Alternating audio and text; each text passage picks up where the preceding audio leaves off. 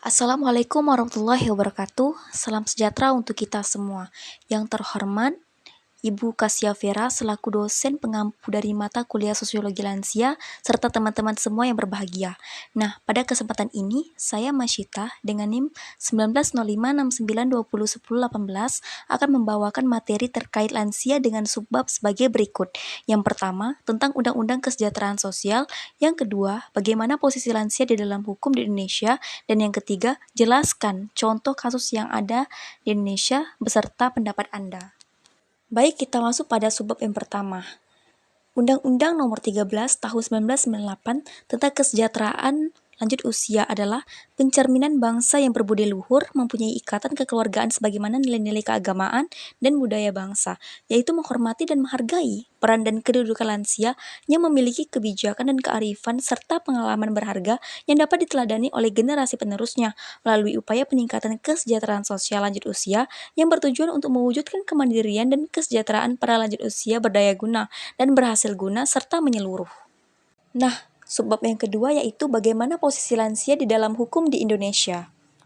Pada dasarnya, lansia masuk kelompok rentan, maka penerapan ketentuan pidana dalam revisi KUHP dan KUHP harus memberi perhatian khusus terhadap lansia, merasa prihatin atas kasus-kasus pengadilan yang mendudukkan lansia di kursi pesakitan.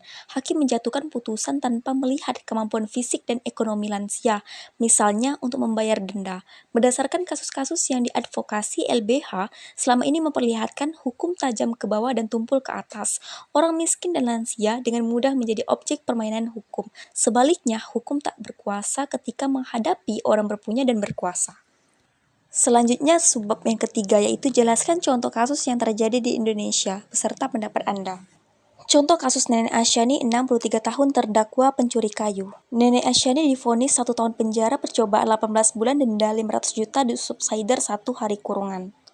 Kronologinya, pihak KPH Perhutani Bondowoso akan bicara terkait kasus dugaan pencurian 7 batang kayu jati dengan terdakwa Nenek Asyani. Abdul Ghani menjelaskan kronologis hilangnya kayu jati milik perhutani tersebut. Pada tanggal 14 Juli 2014 lalu, petugas perhutani melakukan patroli menemukan 2 tunggak bekas pencurian pohon di peta 43.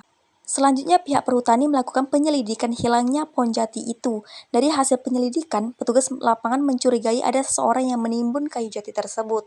Berdasarkan kecurigaan itu, akhirnya perhutani melaporkan ke pihak kepolisian kalau ada orang yang menyimpan kayu jati milik perhutani. Sehingga, pihak kepolisian dan perhutani melakukan operasi gabungan untuk memastikan kebenaran terhadap laporan tersebut. Nah, ternyata benar, dan yang menyimpan itu adalah Cipto alias Pak Pit, dan petugas kami sudah sesuai prosedur kalau ada kehilangan kayu dan langsung membuat laporan huruf A, jelasnya. Dari penyitaan barang bukti itu, akhirnya berkembang setelah Cipto dimintai keterangan oleh pihak Polsek, kalau kayu itu titipan milik Nenek Asyani yang diangkut pakai backup. Perhutani kan membuat laporan, ya selanjutnya urusan penyelidik polisi dan bukan kewenangan perhutani, kata Abdul Ghani. Akibat hilangnya 2 batang kayu jati itu, pihak perhutani mengalami kerugian sekitar 4 juta lebih. Berdasarkan kasus di atas, saya berpendapat bahwa menyelesaikan berbagai kasus yang menimpa kaum rentan itu tidak perlu melewati proses pengadilan yang panjang, tapi bisa diselesaikan secara cepat di luar pengadilan. Seperti kerugian negara yang ditimbulkan oleh koruptor lebih besar ketimbang pencurian kayu yang ditudingkan kepada Nenek Asyani. Nenek Asyani dianggap merugikan negara senilai 4 juta rupiah. Lalu, bagaimana dengan koruptor yang merugikan negara sampai triliunan? Kita lihat bahwa di Indonesia sudah jelas-jelas terbukti terjadinya korupsi. Kasus pelaku tersebut terus ditarik ulur oleh penegak hukum, dalam artian kasus tersebut diperpanjang. Berbeda dengan kasus orang-orang yang rentan dan lemah, sebisa mungkin akan cepat dalam menentukan keputusan yang akan diambil. Nah, ini membuktikan bahwa dalam penerapan Undang-Undang Kesejahteraan Sosial Nomor 13 Tahun 1998 ini belum maksimal dilakukan.